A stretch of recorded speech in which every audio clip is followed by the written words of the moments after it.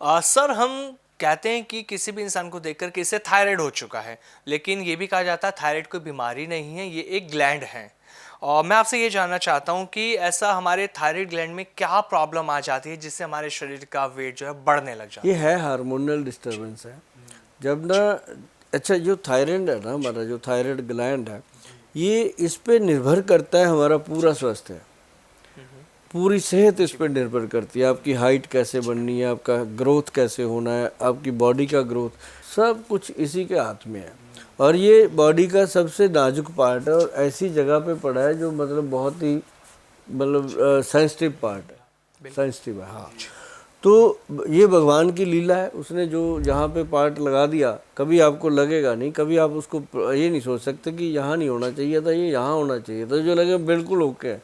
अब बंदा मकान बनाता है, 10 लोग आके नुक्स निकालते हैं, ये बाथरूम यहाँ नहीं होना चाहिए था, ये यहाँ होना चाहिए। भगवान ने जो यहाँ फिट कर दिया, किसी की हिम्मत नहीं है उस बात को चेंज करने की, सोच भी जाए यार नाक यहाँ नहीं होना चाहिए था, यहाँ होता तो क्या बात होती। तो ऐसी हर चीज़ का एक सही स्टिक है कि वो थायराइड ग्लैंड जो है वो सचमुच आपकी बॉडी का एक संचालन करने वाला एक ऑर्गन है सही मायनों में। अब किसी का वजन कम होता है जब थायराइड का ग्लैंड डिस्टर्ब होता है, किसी का बढ़ जाता है, तो लेकिन ज़्यादातर लोगों का वजन बढ़ता है, कम होने वाले बहुत कम होते हैं, वो सूख ही जाते हैं। तो ऐसे में जिन लोगों का थायराइड के कारण वजन बढ़ रहा है या थायराइड बहुत ज़्यादा उनको गोली खानी पड़ती है, कोई 100 मिलीग्राम की खा रहा है, कोई 150 मिलीग्राम की खा रहा है, कोई 75 मिलीग्राम की खा रहा है, जबकि अगर 20-25 मिलीग्राम से ये गुजारा हो जाए तो ठीक है। और जिस एक बात और मैं बताऊं आपको कि आयुर्वेद के वैद्य, आयुर्वेद के डॉक्टर, आयुर्वेदिस्ट या नेचुरोपैथिस्ट या योगा वाले गुरु, वो अगर अपनी आई पे आ जाएं फिर तो इसको समाप्त किया जा सकता है, रिवर्स किया जा सकता है अगर वो लोग और पेशेंट दोनों मिल करके पूरा सहयोग कर दें।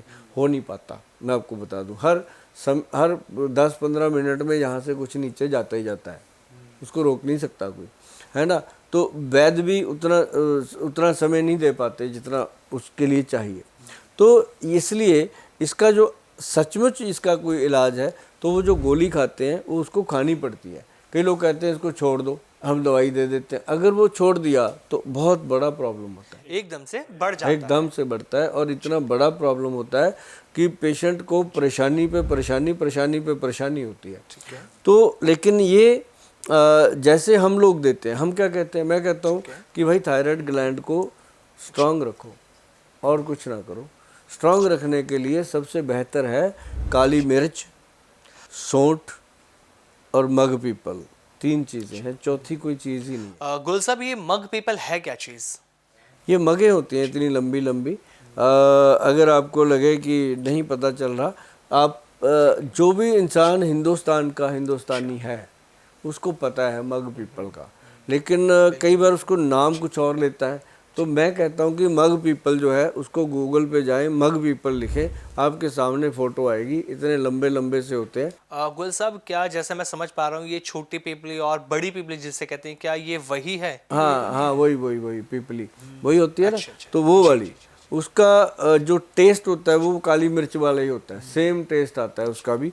तो वो मग पीपल, काली मिर्च और सौंठ का पाउडर, तीनों को बराबर मात्रा में मिला के बना के रख लो। एक चुटकी भर ऐसे करके खाना खाने से पहले तुरंत मुंह में रख करके चूसना शुरू करो। अच्छा अच्छा, ये फिर सलाइवा से मुंह भर जाता है।